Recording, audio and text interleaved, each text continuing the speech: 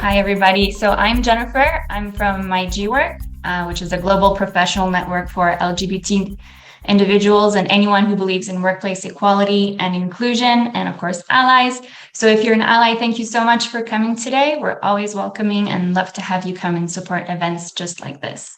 And today is a very special day. We celebrate World AIDS Day, where we seek to raise awareness of the HIV epidemic and the stories of people living with HIV and AIDS. And I'm delighted to announce that today's panel is sponsored by IHS Markit.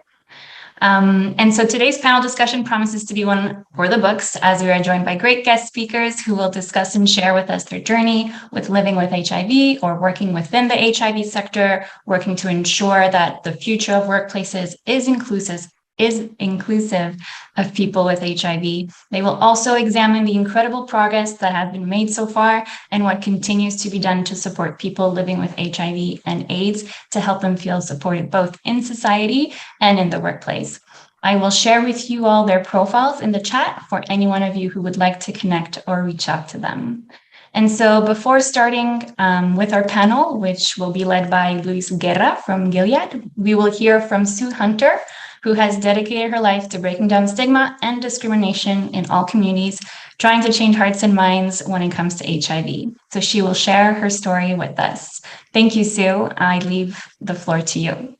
Hello, everybody. And as we sit, stand,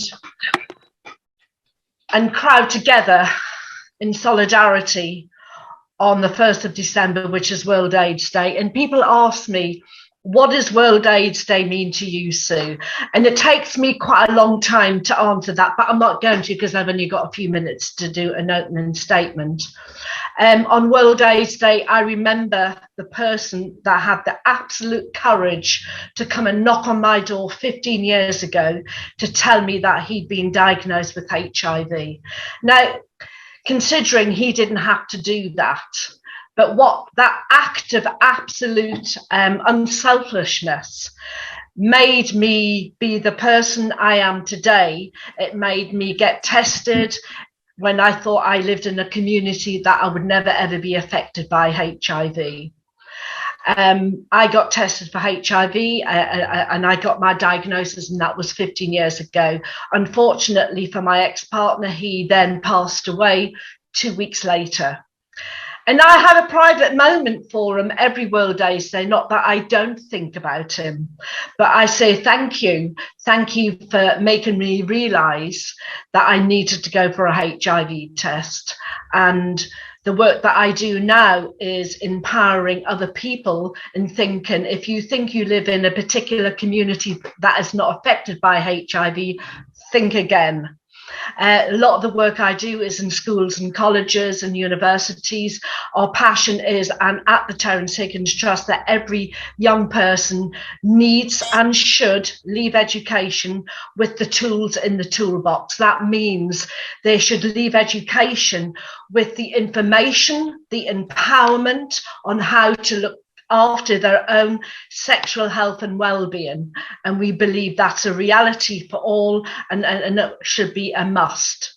And I've done many disclosures over the years of living with HIV because it hasn't been easy, and very much so for many other people. But one of the biggest disclosures that I've done as a mother is disclosing to my daughter. She was only 8.5 years of age when I was diagnosed with HIV, but I didn't tell her straight away.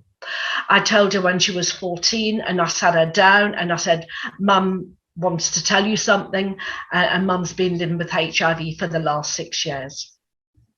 Her face dropped. She looked back at me and she was crying, and she said, are you going to die, Mummy? Now, a mother, a parent, never forgets that. And I promised myself that I would make sure young people wouldn't have to go through that. And that was because of lack of information and empowerment that we should be giving our young people. She's now 24, and in one of her last statements, she said to me, Mum, don't you get fed up of banging on about your story? Well, you know what? My answer to her is always that, no, because I believe information still needs to get out there. And if we think about that, 52% of all women, of people living with HIV around the world are women. We really need to start taking notice that HIV can happen to anyone. So I am so proud and so privileged to be part of this amazing panel today on the 1st of December, World AIDS Day. That was really powerful, Sue. Thank you very much. And wow, I mean, what a way to start the conversation. Just, a really strong reminder that at the end of the day, today is about people. And at the end of the day, today we need to consider and to remember the people. And I really love when you mention about young people should never go through that again.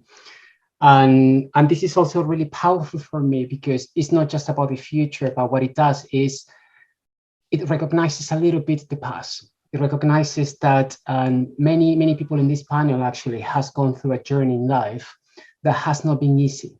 And nowadays, when we look into the future, in some countries like the UK or the United States, we're talking about ending HIV transmission, which is great and exciting.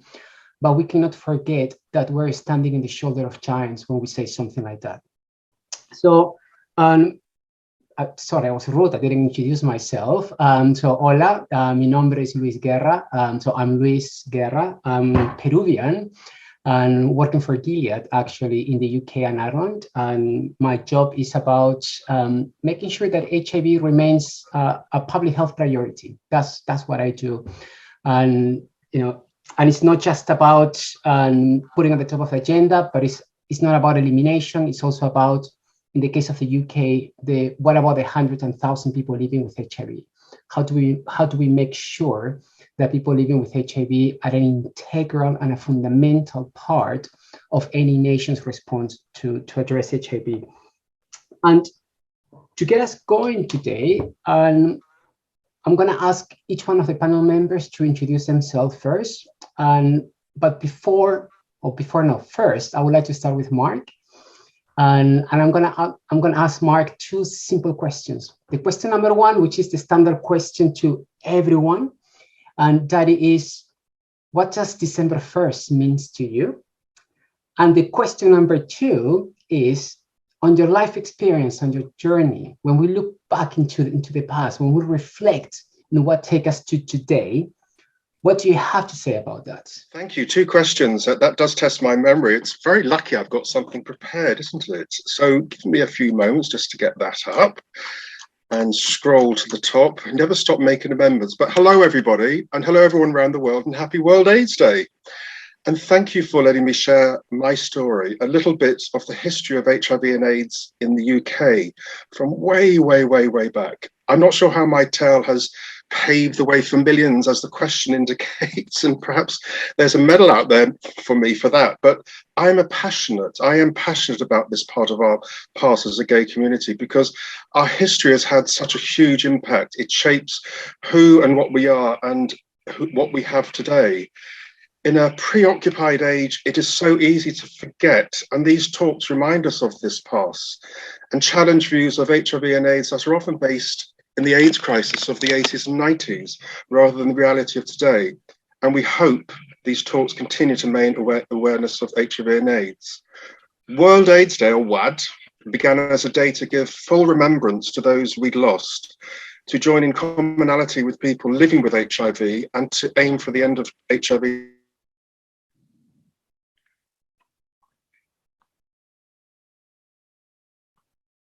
of its kind ever. It is a recognition of the bond between our past and our present, and our living and our dead. And World AIDS Day is the one day of the year in which I remember my past, the one day of the year in which I allow myself to become nostalgic, sentimental, tearful, and a little sad. That moment of the year that Sue knows so well, to remember and mourn those who have passed, to recall wonderful friends and acquaintances who died dreadful and drawn-out deaths with dignity and humour. WAD is about remembering that past in its totality. And this is why WAD and positive voices is important, because as that period fades away and as our collective memory diminishes, Positive Voices provides the platform to share those stories, contemporary and from the past, both lived and witnessed. So my voice today is about that past, from a time when I arrived in a London that was 10 years past the 1967 Act that decriminalised homosexuality in the UK, a time when gay men and women were learning to live out and proud, a time of great political and cultural development, a feast of freedom and opportunity, and let's not forget, fun.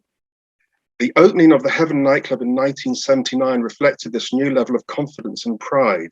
It was the most wonderful night, a momentous time in our history. It's just a nightclub, somebody said. I said, it's more than that. A friend of mine, long gone, described his experience at that opening night as a moment of wonderful communion and joy. It might be a touch extravagant to contemporary taste, but you weren't there. And we rode that wave of change, growing louder, visible, more confident of our value and place until things started to change.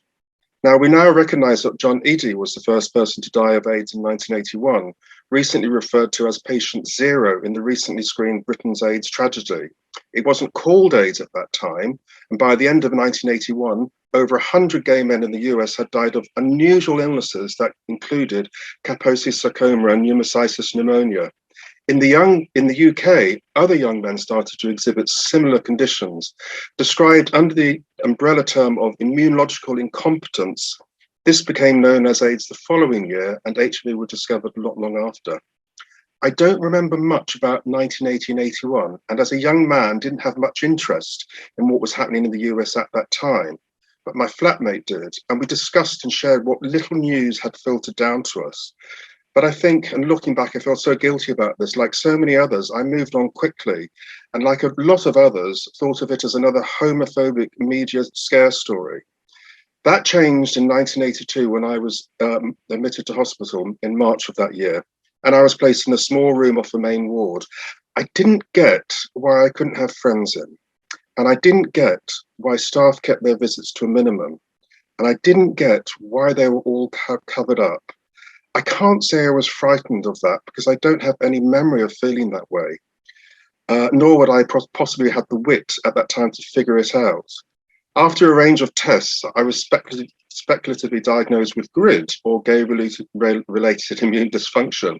It's the term they used at the time, and it was just before the HDLV3 test. The most likely, I had seroconverted, infected with HIV. Now, we know that symptoms can present as flu-like. Mine was certainly not unlike that, though for a 22-year-old male, the fatigue was chronic, the absence of hunger of concern, the nausea overwhelming. And when I had presented to my GP, my liver and spleen were swollen, my glands were like golf balls, and my lymph nodes were so painful. Now referred to as stage 1, in time I recovered, and then I moved to stage 2, a period of relatively good health and no outward signs of health. I have to say, my GP removed me from his practice almost immediately. So I carried on for a few years.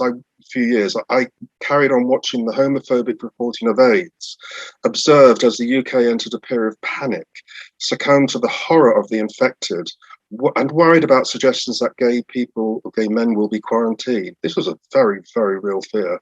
As the numbers of people diagnosed and dying started to rise, of course, the hate reporting worsened. And for a moment, we seemed to live in a pervasive state of fear. And most importantly, people, general public, started to think of us slightly differently. And it felt for a moment like we were losing both the momentum and the gains made. It was this absence of any targeted campaign addressing the demographic most affected at that time. And I do include haemophiliacs and women in this, but overwhelmingly it was men. And the absence of statutory services and organisations, it was this absence that galvanised us into action. And we set up what we needed. Mainliners, Positively Women, Positive, ACT UP, UK Coalition, National AIDS Manual, Positively Healthy, and many more. And in case you're unaware, this was 6 years after John Eady's death that we had the first public health initiative. 6 years after John's death. Don't die of ignorance.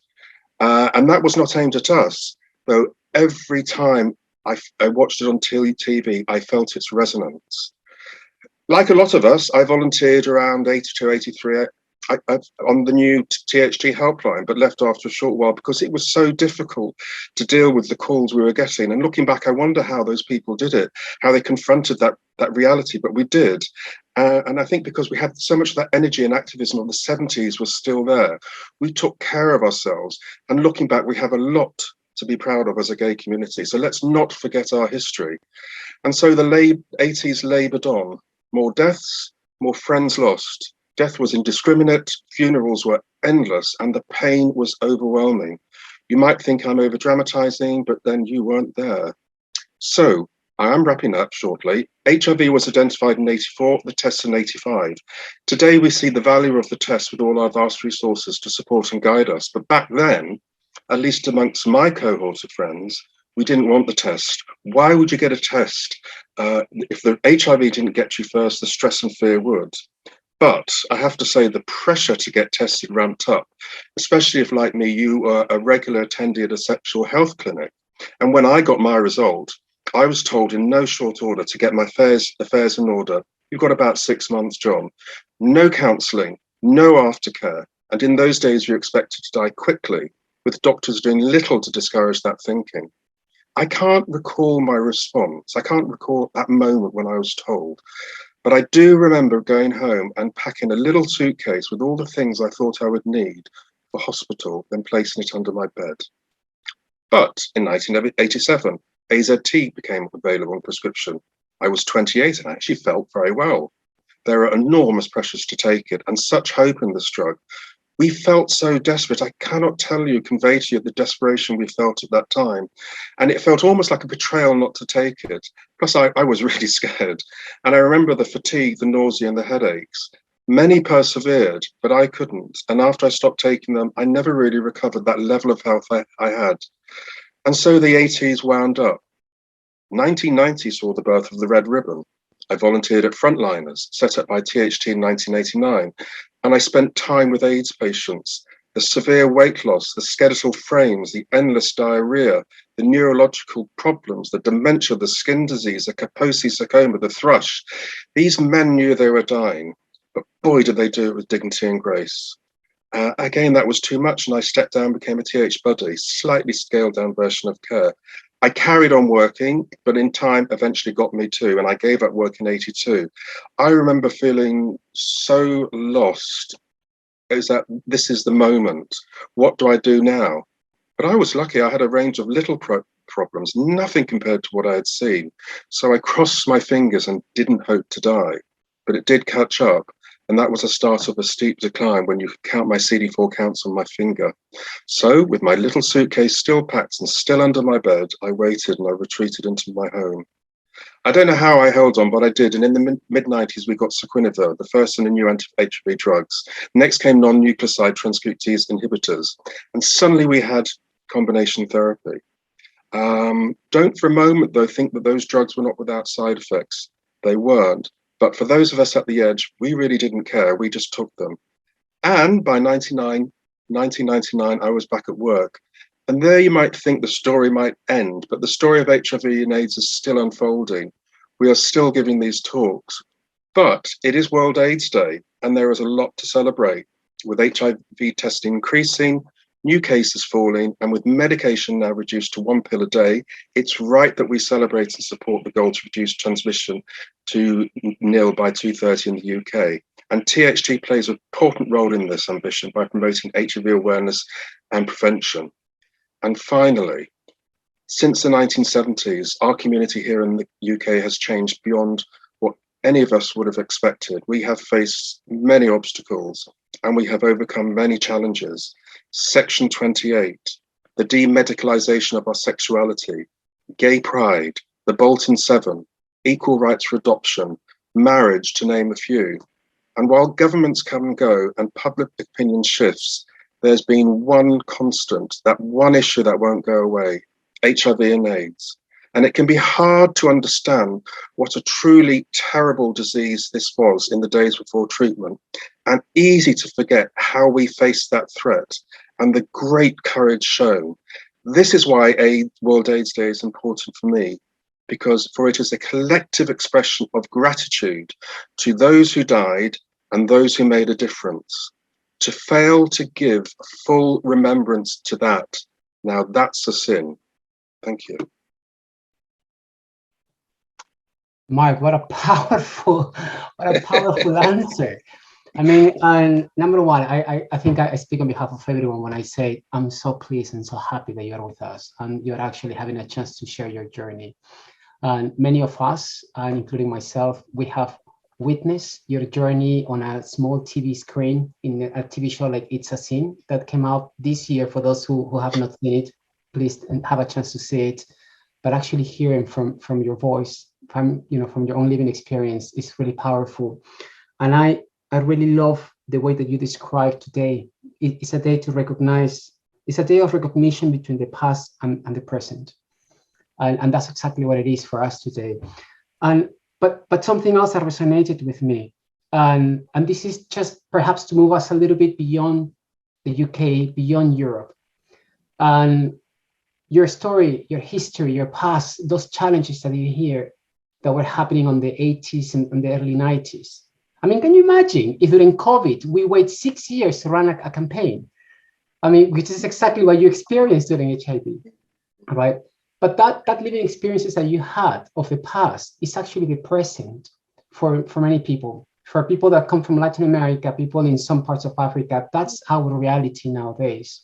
So to move us a little bit into then what the present might be, might look like, I would like to ask Phil, and we're in times when we are talking about now ending HIV transmissions, but in your experience, I mean, you have been a phenomenal activist, mobilizing our especially young communities. And so maybe after introducing yourself, can give us a little bit of a reflection of where are we on HIV today and where do we need to go next? Okay, I'll try to remember the question. My name is Phil Samba. I'm a social activist, a researcher, a writer, as well as a health promoter. I work for Prepster, the parent organization, the Love Tank. What was the question? I wouldn't remember it. The question is just, we have here from Mark a little bit of his journey, the past history, but I would like to hear now from you a little bit more on the present. Where are we today in HIV? I think we've made massive strides in terms of where we were to where we are now. But I feel like the work is not over. I feel like there's a lot of issues when it comes to access to things like testing. When it comes to young people, there's issues with access to PrEP for a lot of men across the country, even though there should be access everywhere, but there's a lot of like clinical issues. But I think that we're in a good place, but there are a lot of different communities that are kind of being left out. I think HIV has been going down amongst a lot of groups, and that's been good, but there are a lot of groups where it hasn't at all, or it's remaining the same. So where we are now is things are progressing, but in a lot of ways, things are staying the same. Phil, I'm not going to let you off the hook on this one, because you just told me a little bit of three things that are challenging, remain a challenge, which is about testing, especially for young people, the access to PrEP. As we know, there is a massive inequality on access to PrEP, especially for ethnic minority groups, and then people that has been left out in the response. But tell me at least two things that are working well, two things that are really good, and we need more of those things. I think overall testing is doing really well. I think the kind of introduction to PrEP, although it was extremely late, it's kind of motivated a culture of not just testing, but testing regularly, which has also then caught a lot of STIs earlier. And there's also been a lot of stuff around partner notification, in which that's also been contributing to things. So is that three? That is perfect. Thank you. Yeah.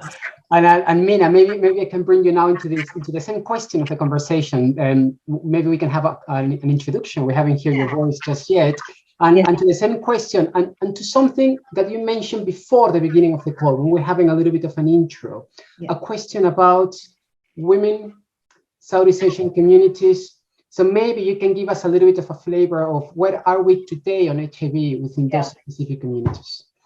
Thanks, Louise. So hello, everyone. My name is Mina Kakaya, and I'm a South Asian woman living with HIV. And I was diagnosed in 2003. So Mark, that journey, I think the medication has been transformational for people in terms of not being transmittable, that you can't pass it on to anybody when you're, on treatment. And I think that's been revolutionized and given, I think, people living with HIV a sense of freedom. I think for me, World AIDS Day definitely means it's about evolution. It's about transition and change. There's the words that come up to me. It's about hope and optimism, I think, definitely. But I think the words that also resonate with me when you asked that question, Louise, was around visibility, but disparity at the same time. So visibility for me is very much about being able to be visible and having the courage to talk, the courage to share. But the disparity is that there is still, I think, groups that are left out or hidden groups like the South Asian community, where we know in recent, in 2019, the public health reports around sexual health that newly diagnosed, of people living with HIV within the South Asian community hasn't fallen as sharply compared to other groups. And I think we need to pay attention to that, because I think those are some of the groups that are being left out. And, my background, and I'll talk about now about my background. I am a woman living with HIV, so I've spoken about internationally. I'm a speaker around HIV and emotional resilience for people living with HIV.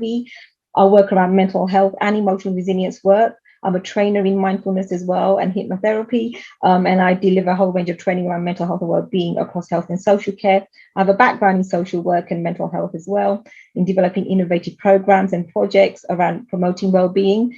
And that's my passion, really, is to promote well-being, and particularly people living within mental health.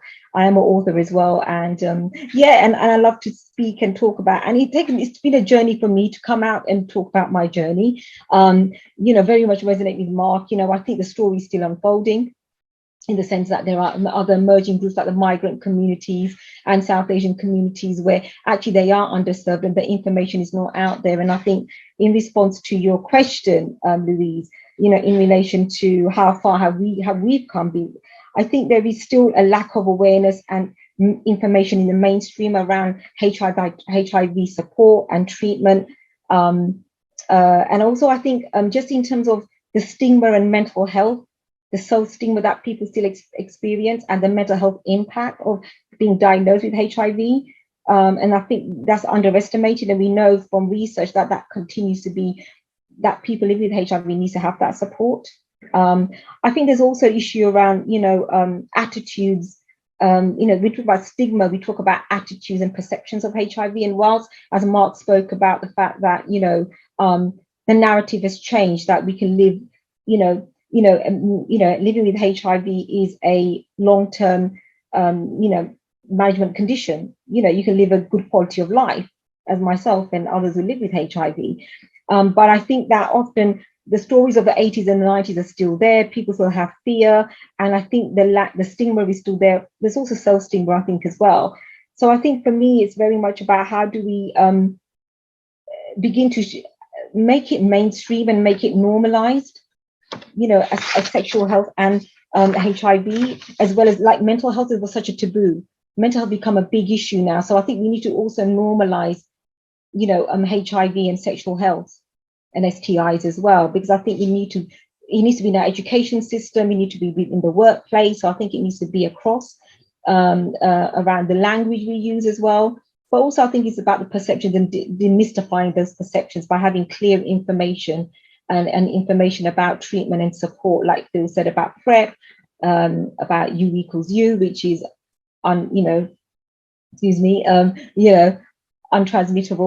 undetectable, untransmittable, and people don't know about those campaigns. So we need to make them mainstream. And I think also just have an open conversation about it all, really. And I think also I'm also a part of South Asian HIV Advisory Resource Group. And I think we've got some members on here today as well. And part of our role, we're a group of activists, researchers, and people living with HIV.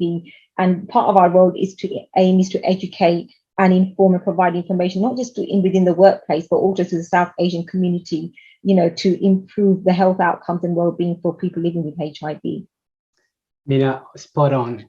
I think the best way I have to summarize your comments is about visibility. As you just Yes. mentioned it, it's about increasing visibility, normalizing, and addressing stigma. And also I like the fact that you mentioned research. And I think it's a perfect bridge. So I would like to maybe bring Professor Rusi Jaspal, who has a really quite strong, a vast track record on doing research with ethnic minority sexual health and HIV.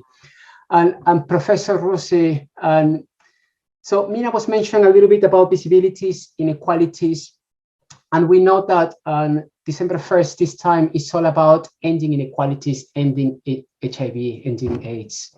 Now, note my sarcastic question. Are there inequalities on HIV? Maybe can you tell us a little bit more about that?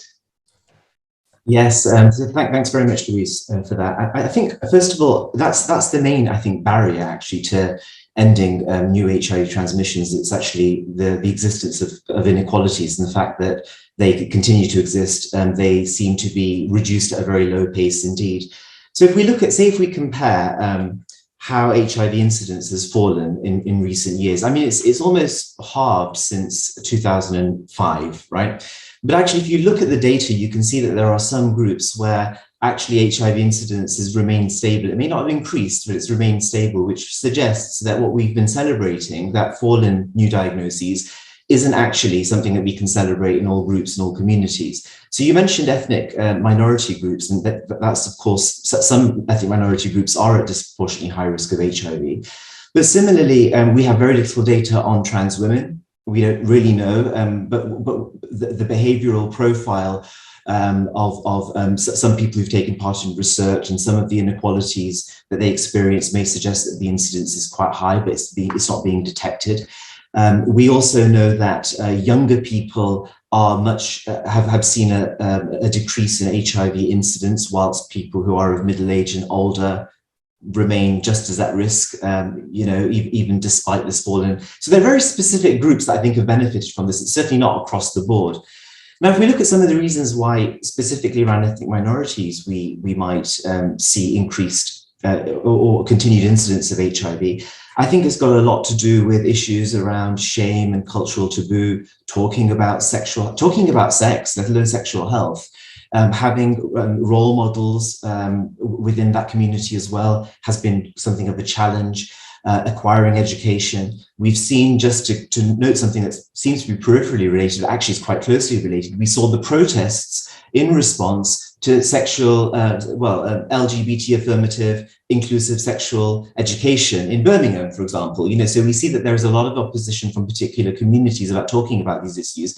And that, I think, filters through to people's sense of awareness, also around sexual health and sexual health promotion. So there's a lack of awareness.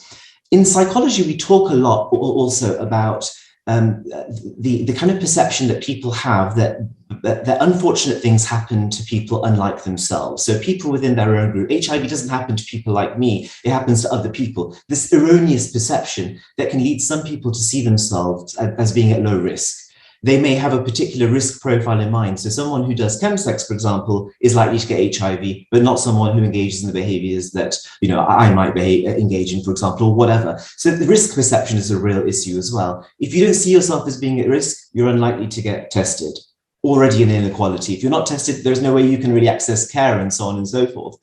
PrEP seems to be quite a distant issue when actually I'm talking about very fundamental things like, let's start to promote testing first. We can talk about PrEP as an adjunct to that, as something connected with that, but actually testing is a very important key first step. And certainly in my own research, I've interviewed people who describe what I would construe objectively as being risk behaviors, but who say, well, testing, I don't need to be tested because I'm not going to get HIV. I only have, and then they'll list things that they see as being low risk. So I think awareness is a really important thing.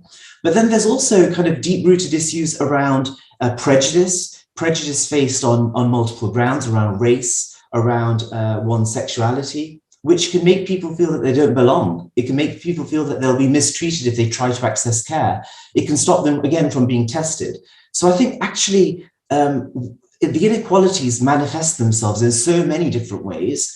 I've just provided a very brief whistle-stop tour in the few minutes that I've been speaking, but hopefully it sort of showcases one of the things that we should be talking about on World AIDS Day, and that is the very complex reasons why people may be A, engaging in risks, and B, why they may not be able to access services which are presented as being universally accessible to all, but they're not. That's the point.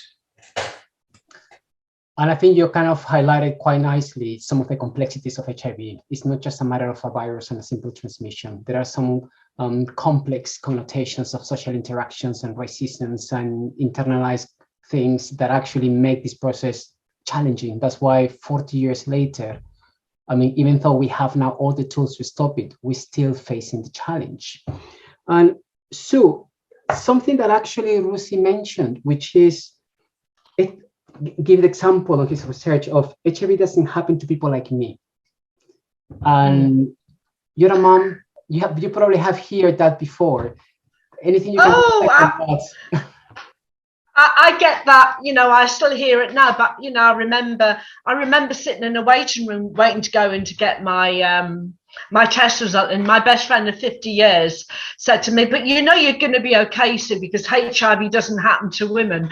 And this is two fairly educated women that thought we knew everything. And it is, we sometimes put ourselves in boxes and think, oh, you know, I feel safe. I don't have to worry about certain things because those certain things happen to other people. And I think a lot of people are scared to look outside the box and step outside the box. I mean, gosh, over the last 15 years, I've stepped out of a massive box, and thank goodness I did, because I've learned that, you know, HIV does happen in every single community. I know people from more or less every single community, and a lot of those people are living with HIV, and some of them had very similar I have a lot of gay friends, and they say, well, I thought I was being careful, I didn't think I would get HIV. So not necessarily when people think they were safe, but some people are still shocked by the thing that they could get. You know, they think they're in one relationship and they feel as though they're still safe. But obviously, you know, we don't know what our other partners do inside of a relationship. But yes, I get that all the time when I go to speak, especially in a classroom when I stand up and say, and I'm a woman living with HIV. You know, the pencils, you could hear the pencils drop on the floor. But as soon as I say that, the barriers start breaking down. And I think this is, you know, when we talk about the future of breaking down those barriers, breaking down stigma and discrimination, again, I've mentioned this before, that the conversation has to start in the classroom. It has to start in education for, you know, and the thing is, when I talk in a classroom, I empower those students. I don't say this is what you've got to do. I empower them. I pass on the world to them. So that you could be the future empowerers, and they get that. You know, you could be at the forefront of change. You can help us end HIV transmission by 2030. And they say, how do we do that, miss? And I say, when you're sexually active, test regular for HIV. That's all you need to do. So it's those little things you're sort of trying to empower young people. That is really powerful, Sue, as well, because I think one of the main barriers that we have to, one of the main actually solutions we have to put down those barriers around stigma is around education, letting people realize that, as Mark was mentioning, and Mark, I see your hand, I'm going to bring you in a second. As Mark mentioned, and you know, early on in the epidemic, you know, when we didn't have enough options, we didn't have enough treatments, and HIV suddenly was literally, you know, a death sentence, which we're far beyond now. Since that, you know, now we live in an environment where we have effective treatment, and as Mina was mentioning, you know, you equal you. We know that people on effective treatment and who are undetectable cannot pass HIV. And this is not at least likely, no, the chances decrease. No, purely the evidence is quite strong. If you are on effective treatment and you're undetectable, you cannot pass HIV. And we have come into a long journey into what treatments have taken us to reach that stage, since that Gilead mentioned, you know, develop that one treatment into one single pill until all the exciting things that are coming down the pipeline. So Mark, I would like to bring you in now. maybe you can reflect a little bit into what has been that journey and treatments for you, and maybe additional comment that you might have. Well, it was just something that Sue said, and I have to, this is my confessional, I have really paid no attention to HIV and AIDS for the last 20 years, because when I went back to work, 20 years of that was quite enough. But I remember in those... Good. That is good. Well, that's what we want to be. Well, I don't think my brain could take any more of what it had been through. It was so significant. But I remember at the time when we started this back in the day, when we started to split between you, why have I got it? Why haven't you got it? We started to moralize between those who deserved it and those who didn't. And I'm surprised that conversation is still going on. It was only at that time that those of us who were active in those early days, we started to say that this could happen to anybody. Let's get rid of the morality and let's face it in a way that protects everybody. So it was just a comment I wanted to make. There's benefits to being ignorant of HIV and AIDS, and then when you get something that's Sue says, it's kind of shocking that things haven't changed. So I'm just sticking my neck out of the hole it's been stuck in for the last 20 years.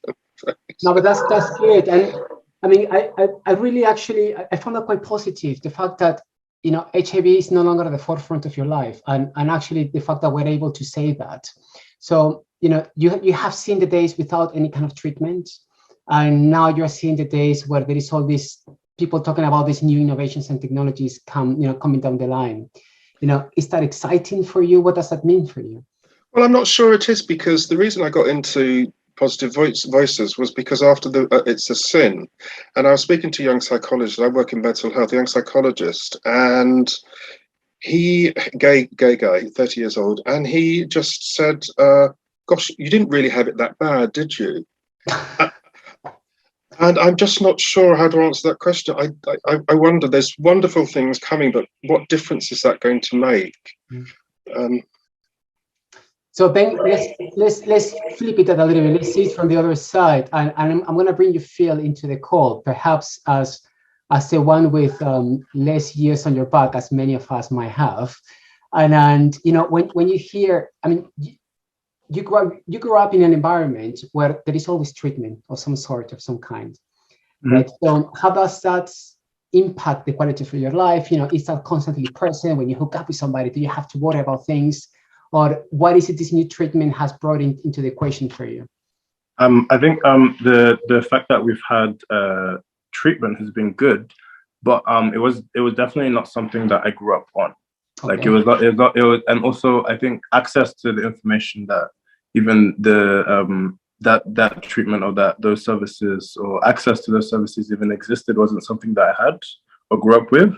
I think I'm extremely lucky, kind of being born when I was, and kind of, I guess, finding myself as a Black queer man at a time where there are all these biomedical interventions, and I have access to all this stuff in a country where I have access to all this stuff. But I think it's good and it's bad in a lot of ways. Like, I think a lot of people from my generation don't actually understand or acknowledge what's happened before them, and what people did to fight to make sure that we have what we have today. We have this medication available to us, and it's annoying. Well, I'm you know, a big part, we have to thank an entire generation that, you know, that comes behind us for all what we have today, and we cannot be ungrateful for that. Exactly. And I would like to switch a little bit of conversation. We have talked a little bit about HIV, big picture, landscape, what's happening, you know, good, bad. Let's make it a little bit more real. And I would like to bring people also in the chat. If you have any questions or suggestions, this will be a good chance. And the question is now, our everyday life. It doesn't matter your age, you know, it doesn't matter what kind of work setting do you have. The question is, what can people do, and what can we do in our working environments to actually build a setting, a place where HIV is no longer relevant, where people living with HIV feel comfortable, and where those, you know, those who want to disclose, cool, those who don't want to, don't have to.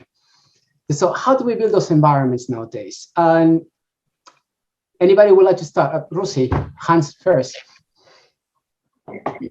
Yeah, thanks, Lucy. I think it's a really great question. And the reason why I'm thinking about this quite a lot is that my research, the research that my PhD students are doing, is starting to focus around what we see as being one of the biggest barriers. So we've got the tools in a way to end HIV. We've got the tools to ensure that well-being among people living with HIV is high, but so physical well-being. But I'm thinking now about sort of mental health and the psychology of this. And of course, stigma is one of those long-standing issues that just doesn't seem to be disappearing, or if it is, it's disappearing at a very low pace. And I think the key thing is perhaps what I try and do with my students when I teach them is I talk about HIV and I try to gauge, now let's see, what do a group of people who are they're educated because they're at university, what do they know and think about HIV? And if I can introduce that into their discourse and their thinking, then I think that I've achieved something, because hopefully they'll go on to talk about this more and the topic will become normalized rather than being silenced and so stigmatized. Of course, talking about it also has to you have to ensure that you're talking about, well, you're giving them correct information. And I tend to think then, well, what does stigma consist of? Where does stigma come from? To me, I think stigma, as Mark was alluding to, has largely been wrapped up around homophobia. Often the homophobia is inextricably entwined with HIV stigma. And I think the two have become very, very entwined.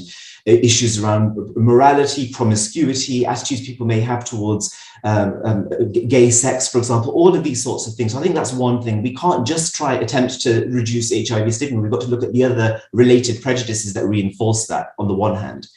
The second thing is the kind of fear of infection, because I think HIV stigma has been largely about fear of infection. Of course, with U equals U, that's a very powerful message that can be center stage to address that one concern around fear of infection that fuels stigma very often. So that's, I think, an important focus for us. I think also there's the fear of mortality, the fear of dying, I think, is also something that's long-standing in people's minds. It seems strange to us in this panel because we've all been working in HIV. We know about the advances, but as has been mentioned, a lot of people are not aware of the significant developments that have occurred because it's been silenced, it's not been talked about. So they've still got, the old 1980s tombstone adverts in their mind. They think that HIV infection equals a death sentence. It doesn't. People are thriving with HIV, actually. And that's something that we need to, I think, be portraying and talking about a lot more, talking about the science and the medicine. I always like to contrast, just finally, I'm going to stop now, but I like to contrast the way we talk about COVID, which affects the entire globe, and the very little discussion that's dedicated to HIV. And that is unfortunate. And it just demonstrates that there are some issues that are not getting the exposure that they need to get, because this is, of course, a human immunodeficiency virus, and it's human. It affects all of us, all human beings. So we need to talk about it. So maybe let's just improvise a question then. And can we talk a little bit of what is it COVID? What is COVID teaching us? And that we need to bring back into the HIV. And so, for example, I'll just put that one on the table that we have discussed a little bit, but the evidence has been really strong. And again, ethnic minorities has been strongly impacted by COVID. And now we have a better, I'm not saying a good, but we have a slightly better understanding of what inequalities does on public health.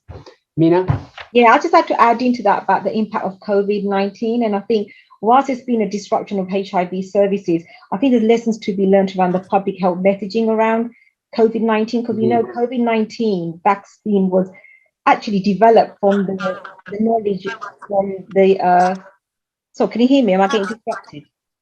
Oh, okay. Maybe. Okay, it's a little echo, but we can hear you. Disruption, apologies. So I think what I was going to say there was, we know that COVID-19 vaccine was developed through the research of HIV, actually, on the back of HIV research. And we kind of need to recognize that, actually, but also I think there is something about the positive lessons that can be taken away from the COVID pandemic in relation to the mobilization of communities around the messaging and engagement that was done. And I think that we can, as an HIV service, of all services across clinical care and community organizations and charitable organizations, about how do we learn to take that message even more into the mainstream about engaging people into, testing, like for mental health has been a taboo and is becoming now more normalized. We need to recognize that sexual health and sexual well-being is a human right and a human. So, we have to take personal responsibility for our own sexual health and make that a normal conversation, if you know what I mean. Phil, can I bring you? Same question. Same question. I think the pandemic has kind of shown us like what can happen when people care. I think the difference between the previous pandemic, if we describe the AIDS epidemic as such, is that like because of who it affected, like Mark said earlier, there wasn't even a campaign about it for like 6 years. Whereas as soon as it was coronavirus and it was affecting everyone and not just specific marginalized groups, it was massively different. The other thing is that it's exacerbated the health inequalities that we already had. And as we saw, especially in the beginning of the pandemic, when a lot of Black and brown people were dying from COVID, like whether they were key workers or not. And also it's kind of shown the importance of, I guess, including like race when it comes to health, because I think sometimes we don't try to have conversations about systemic racism and how that affects Black and brown people's health. And I think following that and following like the Black Lives Matter movement last year kind of showed that it's important to do that. I love that. COVID has shown us what we can do when we care. Very powerful, Phil. And we have 6 minutes left. We have 5 people in the panel. And so I would like to then wrap up with one final question to all of you. And a question that actually Mina introduced when she was talking, which is around stigma, around self-stigma. And something that we know is one of the key barriers, as Professor Jasper was mentioning. So this is for all of you. What do you recommend we do as individuals and or as a society to make a difference and to address stigma? And Sue, may I start with you? Certainly. And I say this to my school children. I say this, and I've been saying this all week to kids. Do something small. One small thing. If you hear something discriminate, say something. Just one. We're not saying do something a matter. Do something very small, because those small things can accumulate into something big. And that's, that would, I say that to my daughter. If you hear something discriminating, say, but people on medication can't pass the virus on. Just do something small, and together as a community, as a world, as a country, if we all do that little something small, we may hopefully end some of the stigma that should not be associated with living with HIV. Brilliant, Sue. Thank you very much. Rosie? Well, I just wanted to go back to something that Mina said, and Mina made a distinction between stigma and self-stigma. And I think that's very important, because in a way, the self-stigma can have more insidious effects on your psychological well-being. So it's really important that I think we address that as well. What I would suggest is that every individual can be a supportive friend. And when somebody decides to share their HIV status with you, be a supportive friend, because that can make the difference between that person internalizing stigma, especially if you're someone that really matters. So if a parent or a sibling or a best friend is stigmatizing towards someone who shares their HIV status, that can have very long-term adverse effects on someone's well-being. So being supportive I think it can change someone's life, and it can change the course of someone's life. So that's what I would say we can all do, certainly. Absolutely. And I will include sexual partners on that list as well.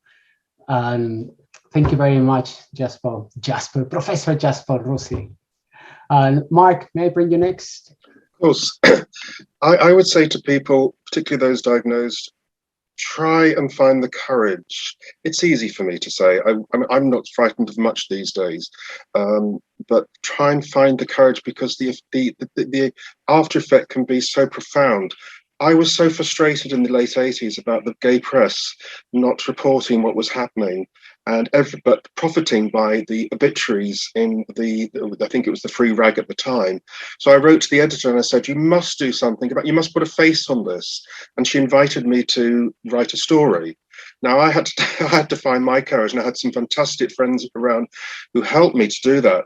And I put my story into that rag, and it started a conversation within the media at that time, the gay media at that time, more reporting, and it took a little bit of courage. And I'm not lacking in humility, I've got to tell you, but it took a lot of courage, and it takes a while to find that. So I would say to people, try it, because the consequences aren't always as bad as you might think they are. Absolutely. Well said, Mark. Thank you. Mina? Thanks, Louise. I think, again, I resonate with what Lucy said about, I think me and myself, having lived with, being a woman living with HIV, I think self-stigma is really profound for people living with HIV. And I think it's about ensuring that, the internalized judgments people feel about themselves, and the fear of being judged, and the perceptions of not feeling worthy or valued.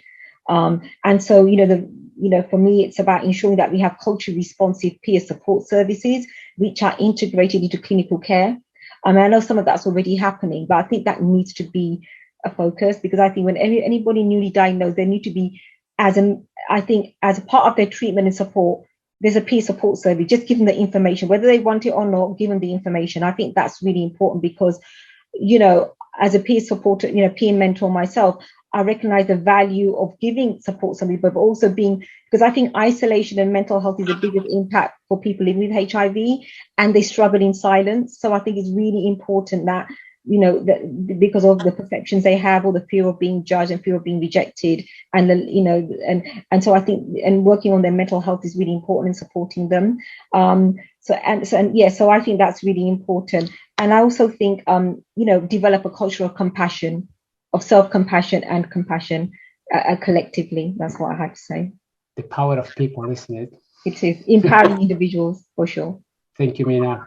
Phil? It's hard to follow up from everyone else at the end, but I think my thing would be education. I think that there are a lot of people that believe that they don't need to know anything about HIV, or they don't need to know the history of AIDS, and I think there's a lot of straight people that feel like it doesn't mean anything to them, but those are the people that have those outdated views. So I always try to speak to people who think that they're not at risk, or think that they're not, that it's got nothing to do with them, why they need to know about it, and what has changed since the 90s or the 80s. Yeah, thank you very much. And before I pass it to Jen, and just, it's been such a very humbling experience, again, hearing from all of you. And I'm always reminded of the work that we have done, but also the work we still have to do. And the comment that I will make, which I make allusion to early on, let's not forget that the 80s of the US and the UK are the 2021s of many societies around the world. And so, let's make sure that we're not leaving anyone behind, not just within our borders, but across the globe. So thank you very much. And Jen, I'll pass it to you. Yeah, thank you so much, everybody. Thank you to our panelists, Sue, Mark, Professor Ruthie, Phil, Mina, and Luis. It's been amazing to hear from you, your insights, your personal stories, and hear about the progress that's been made and what still needs to be done. I hope we've all had the opportunity to gain some knowledge and perspective out of it. It's a day of recognition between the past and the present, as Mark has shared. And as Luis mentioned, today is about people, and we need to remember them. Thank you to our attendees. If you want to connect with our panelists, the links to their profile are available in the chat and on mygwork.com. Our next event will be The Power of Allyship on December 15th, to which you can all register on mygwork.com. Thank you, everybody, and happy World AIDS Day.